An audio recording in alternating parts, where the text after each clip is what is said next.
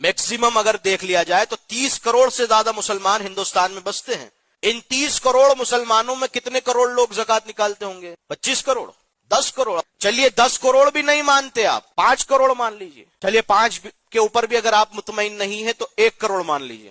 1 کروڑ مسلمان اگر ہندوستان میں زکات نکالتے ہیں اور میکسیمم ایوریج کے مطابق 1 کروڑ مسلمان صرف 1 لاکھ روپے ایئرلی سالانہ، ہر مسلمان 1 لاکھ روپیہ زکات نکال رہا ہے.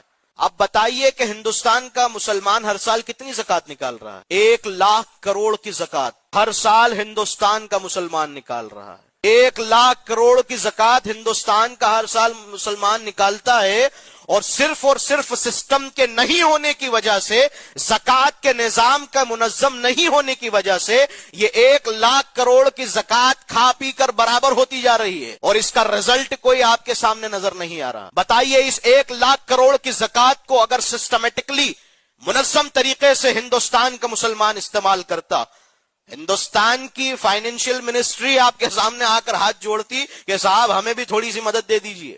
ہاں، اس لیے کہ 1 لاکھ کروڑ کسے کہا جاتا ہے؟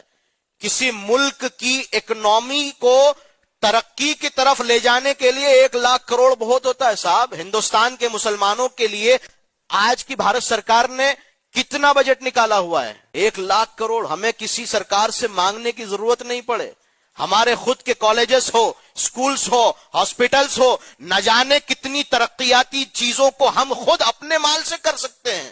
لیکن ایک چیز کی لاپرواہی، زکاتوں کو تبرک کی طرح بانٹنا، اس نے تمہارے اس 1 لاکھ کروڑ کی زکات کو برباد کر کے رکھ دیا. آگ لگا کے رکھ دی ہے اس زکات کے مال میں تم نے، صرف اور صرف تمہاری لاپرواہی کی وجہ. تم چاہتے ہی نہیں ہو.